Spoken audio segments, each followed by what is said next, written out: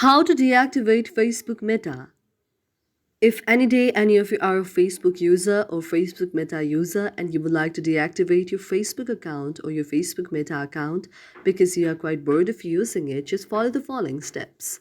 For this, first of all, you have to launch the very Facebook application on your mobile device. You have to find it and then tap on it like this. After that, you have to go to the profile like icon on the top. After tapping on the profile like icon on the top, now you can see an interface like this.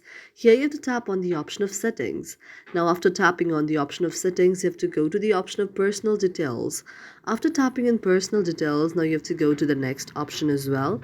Here you have to go to the option of the personal details on the downside, then tap on the option of account ownership and control.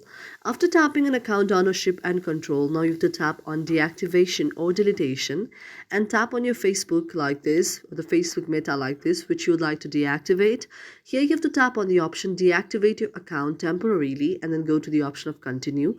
Now after tapping on the option of continue and again tapping on the option of continue here, now you have to tap on your passport and again tap on the option of continue, and this way your Facebook Meta will be deactivated.